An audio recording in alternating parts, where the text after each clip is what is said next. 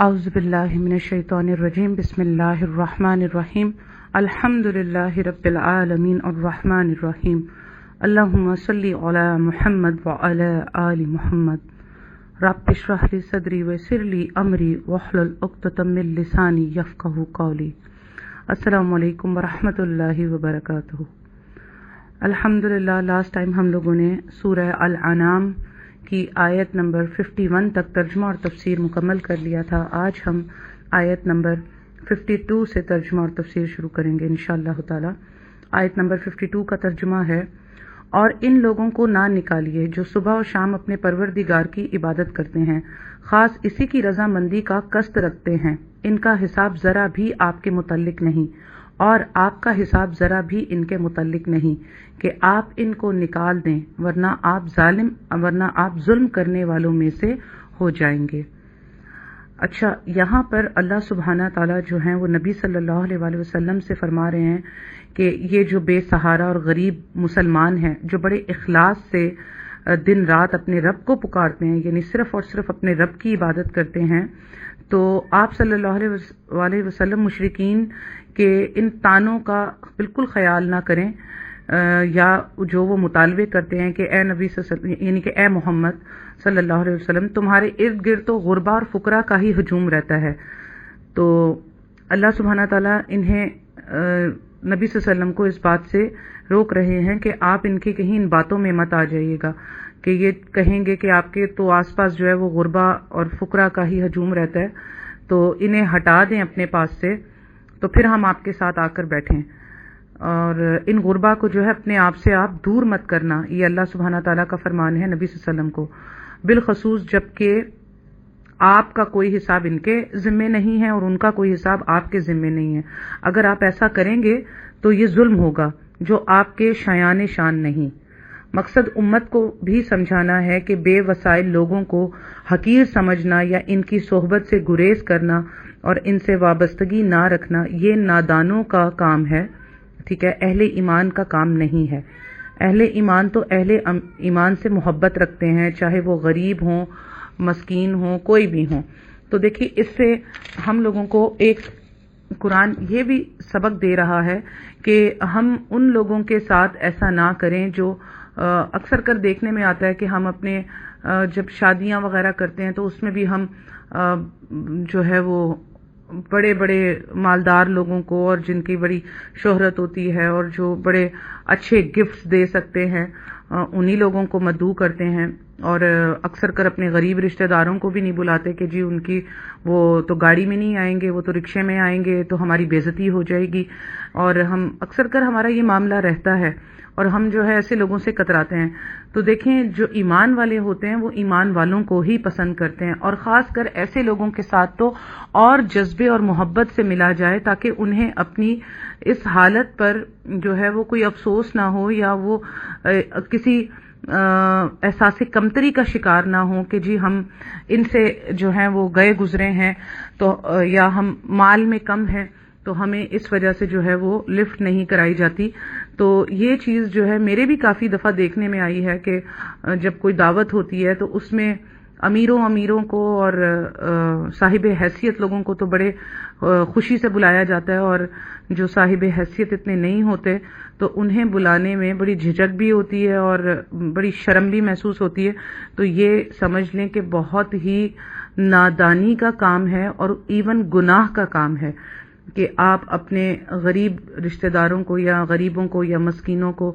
سفید پوش لوگوں کو جو ہے اگنور کر دیں۔ تو اس چیز سے اللہ تعالیٰ نبی صلی اللہ علیہ وآلہ وسلم کو بھی منع فرما رہے ہیں۔ آیت نمبر 53 کا ترجمہ ہے، اور اسی طرح ہم نے بعض کو بعض کے ذریعے سے آزمائش میں ڈال رکھا ہے تاکہ یہ لوگ کہا کریں کیا یہ لوگ ہیں کہ ہم سب میں سے ان پر اللہ تعالیٰ نے فضل کیا ہے؟ کیا یہ بات نہیں ہے کہ اللہ تعالیٰ شکر گزاروں کو خوب جانتا ہے؟ اب دیکھیں کہ کیا ہوا ابتدا میں جب اسلام کی تبلیغ شروع کی نبی صلی اللہ علیہ وسلم نے، تو اکثر کر جو ہے وہ غریب، مسکین اور غلام قسم کے لوگ ہی مسلمان ہوئے تھے۔ اس لیے یہی چیز جو ہے وہ کفار کی آزمائش کا ذریعہ بھی بن گئی، اور وہ ان غریبوں کا بڑا مذاق بھی اڑاتے، اور جن پر ان کا بس چلتا انہیں اذیت سے بھی دوچار کرتے تھے، جیسے کہ حضرت بلال رضی اللہ تعالی عنہ کو کتنی اذیت دی گئی، اور یہ لوگ کفار یہ بھی کہتے تھے کیا یہی لوگ ہیں جن پر اللہ نے احسان فرمایا ہے؟ مطلب کفار کا مقصد یہ ہوتا تھا کہ ایمان اور اسلام اگر واقعی اللہ کا احسان ہے تو یہ سب سے پہلے ہم پر ہوتا، کیونکہ ہم لوگ تو مالدار ہیں اور ہم ہر طرح سے جو ہے وہ معاشرے میں بڑے اسٹرانگ ہیں. تو ان کا یہ کہنا ہوتا تھا کہ اگر یہ واقعی اللہ کا احسان ہے تو اللہ نے تو اتنے سارے احسانات ان پر نہیں کیے، ہم پر کیے ہیں، تو ہم ہی اس چیز کے جو ہے وہ کیا کہتے ہیں اسی کے ہم مستحق کہلاتے ہیں. یعنی کہ یہ اگر واقعی اسلام بھی احسان ہوتا اللہ کا تو یہ ہم پر ہوتا. جیسے کہ قرآن میں ایک جگہ اور بھی اللہ سبحانہ تعالیٰ نے فرمایا کہ اگر یہ بہتر چیز ہوتی تو اس کے قبول کرنے میں یہ ہم سے سبقت نہ کرتے. ٹھیک ہے نا، یہ کفار کا کلمہ اللہ تعالیٰ نے قرآن میں آگے سورہ احقاف میں فرمایا کہ یہ لوگ کا یہ کہنا ہوتا تھا اگر یہ چیز بہتر ہوتی، یعنی اسلام بہتر ہوتی، تو اس کے قبول کرنے میں یہ ہم سے سبقت نہ کرتے، یعنی یہ پہلے اسلام نہ قبول کر لیتے. تو اس لیے یہاں پر جو ہے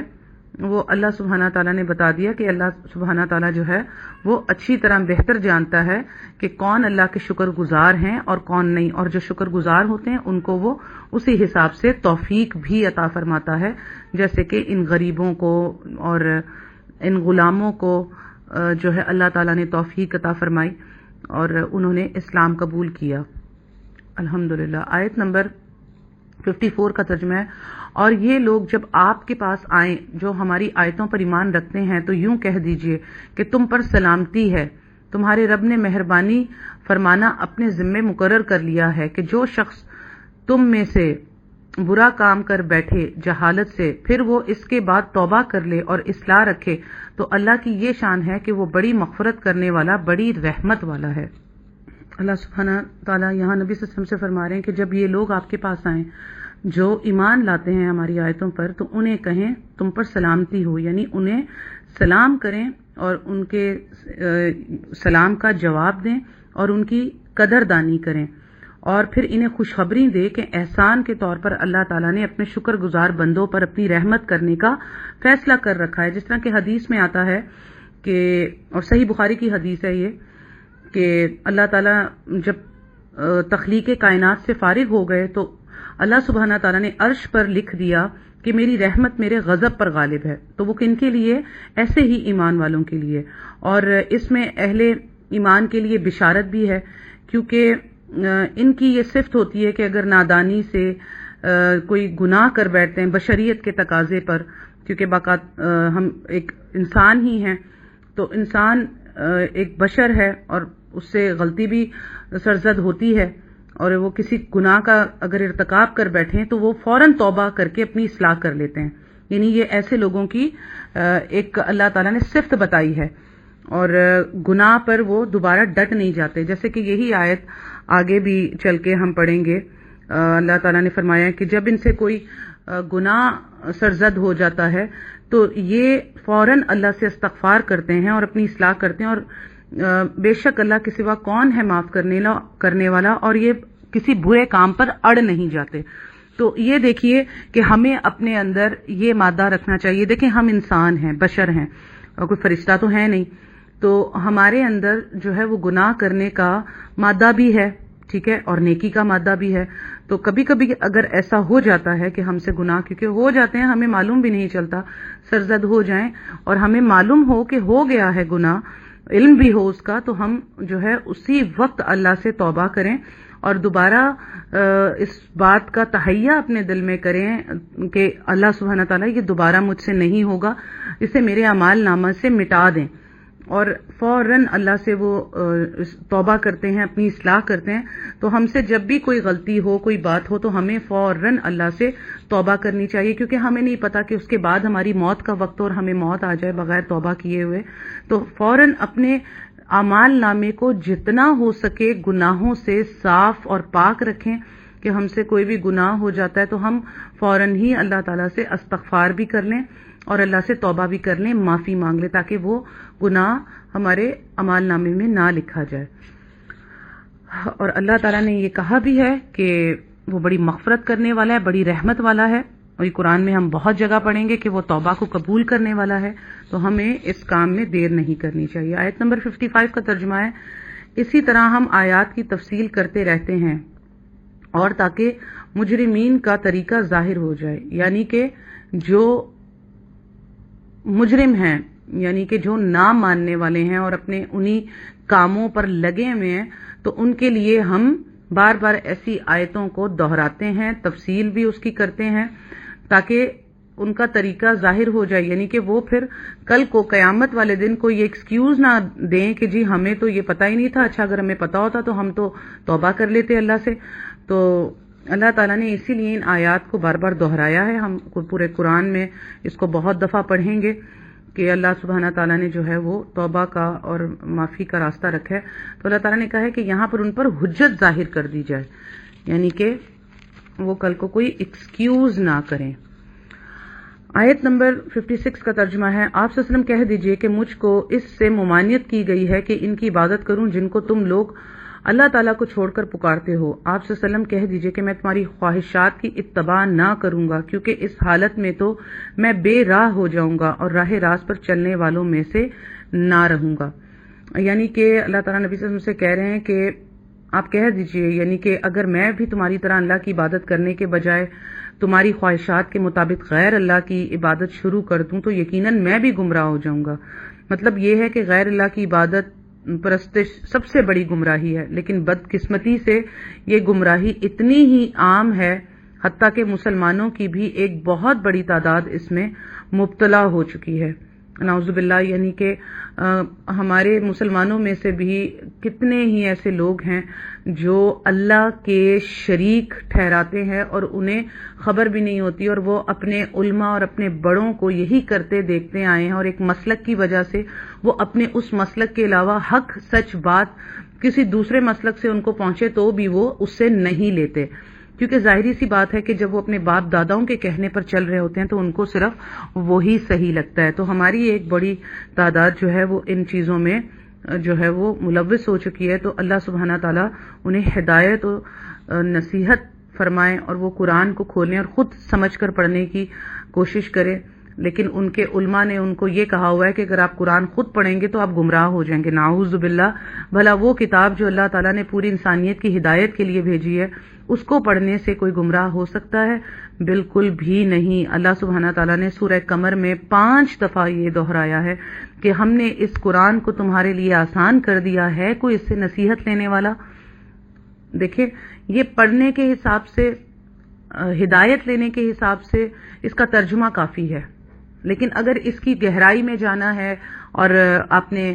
مفتی بھی بننا ہے تو پھر آپ کو احادیث کے اندر بھی جانا پڑتا ہے، اس کی بھی گہرائی میں جانا پڑتا ہے۔ لیکن اگر آپ صرف ایک ہدایت لینا چاہتے ہیں تو آپ کے لیے اس قرآن کا ترجمہ بھی کافی ہے کہ آپ اس کو بار بار پڑھیں گے تو آپ کو انشاءاللہ تعالیٰ اللہ سبحانہ تعالیٰ کی طرف سے ہدایت مل جائے گی، اور پھر اللہ تعالیٰ آپ کے لیے ایسے راستے بنا دے گا کہ جس سے آپ احادیث تک،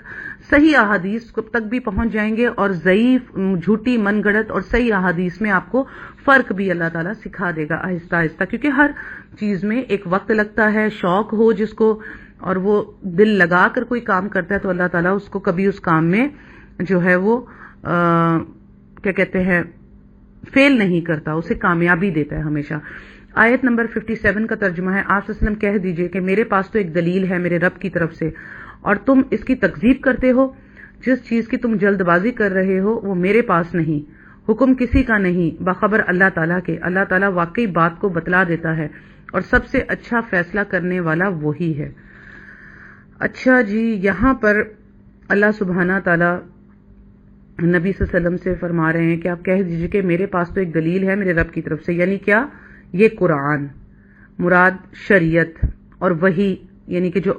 اللہ تعالیٰ کی طرف سے آتی تھی نبی صلی اللہ علیہ وسلم پر، اور جس میں توحید کو سب سے پہلی حیثیت حاصل ہے، ٹھیک ہے؟ تو تمام کائنات پر اللہ ہی کا حکم چلتا ہے اور تمام معاملات اسی کے ہاتھ میں، اس لیے جو تم چاہتے ہو جلدی ہی اللہ کا عذاب بھی تم پر آ جائے، یعنی کہ جو اللہ تعالیٰ نے کہا ہے کہ اے نبی صلی اللہ علیہ وسلم انہیں بتا دیجئے، کہہ دیجئے کہ جس چیز کی تم جلدی کر رہے ہو وہ میرے پاس نہیں ہے،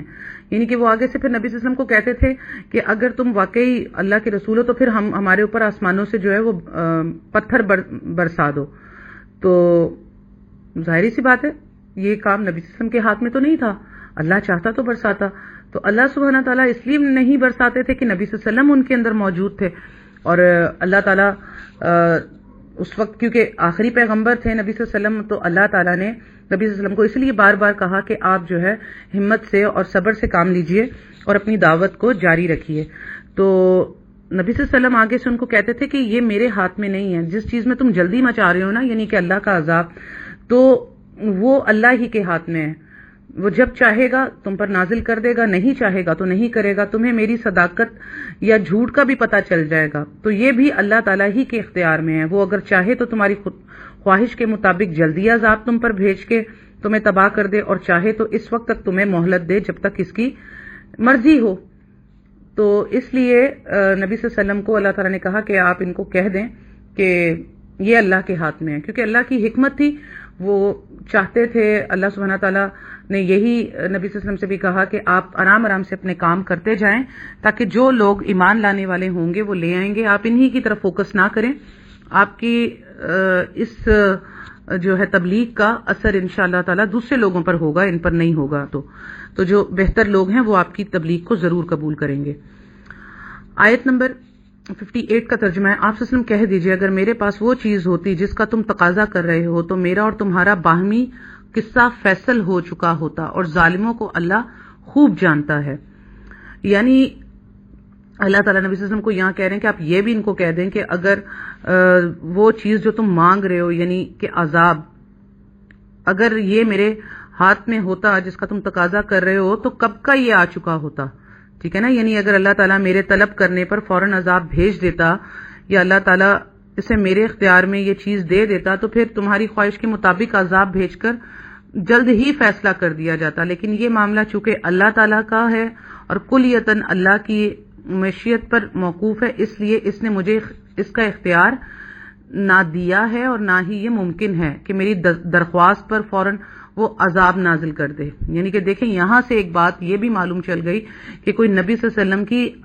ہر بات اللہ تعالیٰ قبول نہیں کر لیتا تھا جو اللہ تعالیٰ کی مرضی ہوتی تھی، کیونکہ اللہ تعالیٰ کی مرضی میں کوئی بھی زبردستی کسی کی بھی نہیں ہے. اور اللہ کیونکہ بہتر جانتا ہے، تو پیغمبر بھی ایسا کوئی سوال اللہ تعالیٰ سے نہیں کرتے تھے کہ جو کہ انہیں ڈر ہو کہ اللہ تعالیٰ کو وہ برا لگ جائے. تو نبی صلی اللہ علیہ وآلہ وسلم تو ویسے بھی بہت ماشاءاللہ سمجھدار انسان تھے، اور وہ بہت ہر بات کو سوچ سمجھ کر اللہ تعالیٰ سے کرتے تھے، کیونکہ ان کو معلوم ہوتا تھا کہ اللہ سبحانہ تعالیٰ کسی بات سے ناراض نہ ہو جائیں. تو وہ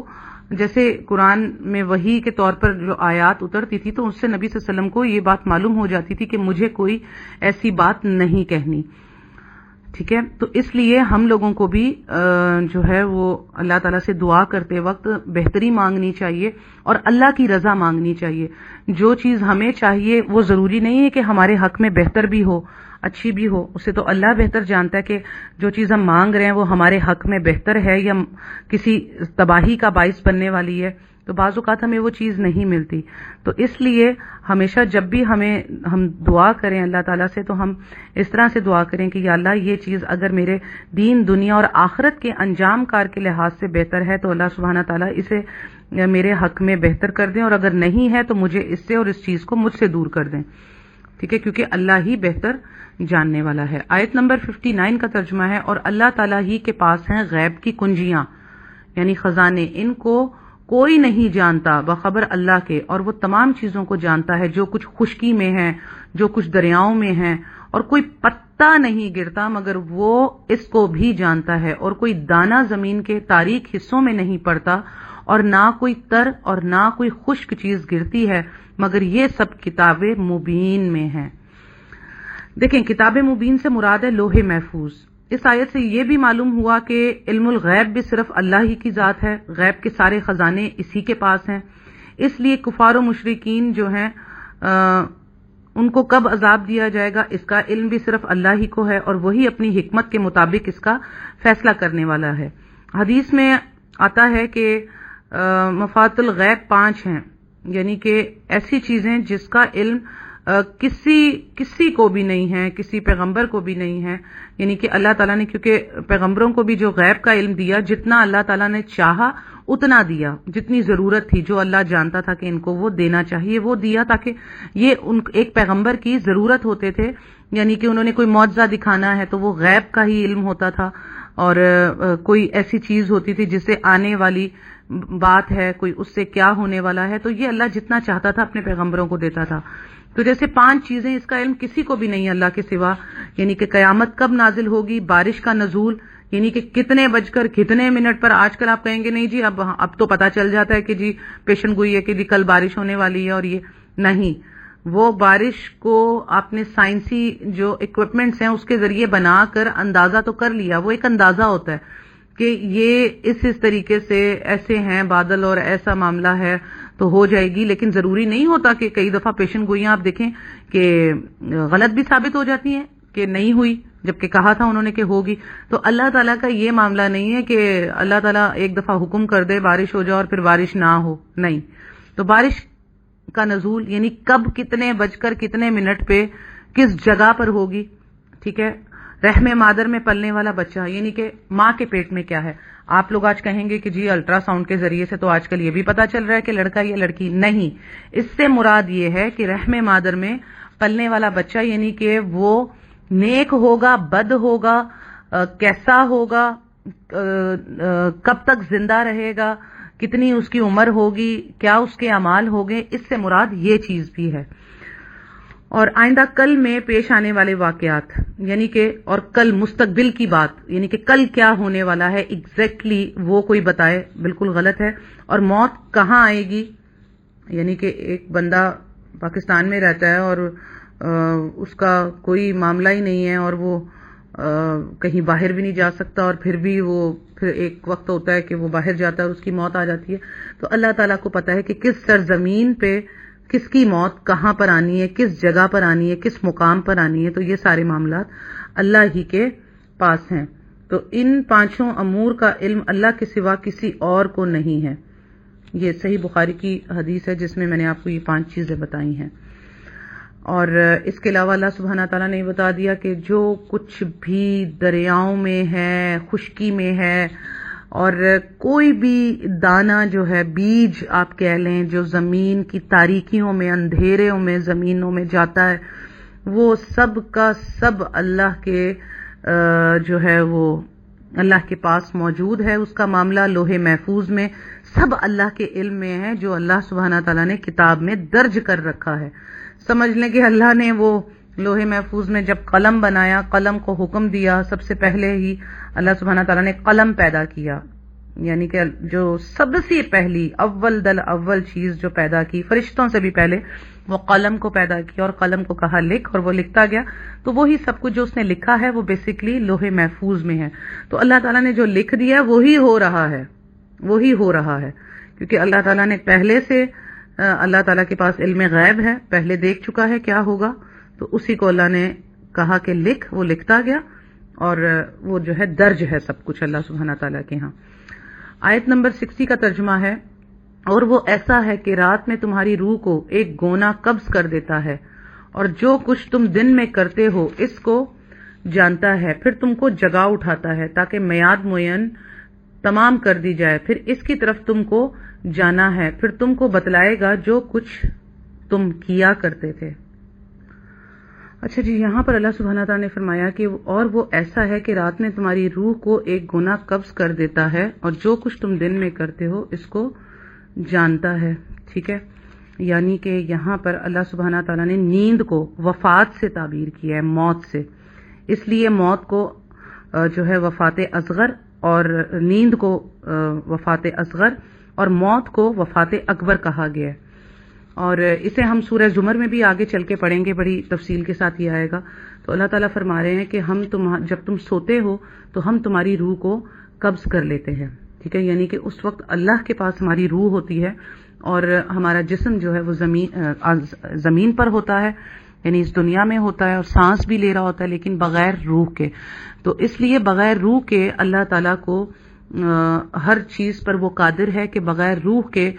آپ جو ہے زندہ ہیں. اللہ تعالیٰ اس پر بھی قادر ہے، کیونکہ اللہ تعالیٰ نے، جیسے کہ اور بھی جگہ ہم قرآن میں پڑھیں گے، اللہ تعالیٰ کہتا ہے کہ میں مردہ میں سے زندہ اور زندہ میں سے مردہ پیدا کرنے پر قادر ہوں. تو اللہ سبحانہ تعالیٰ ہر چیز پر قادر ہے، اور یہ سب نشانیاں وہ ہمیں دکھاتا ہے کہ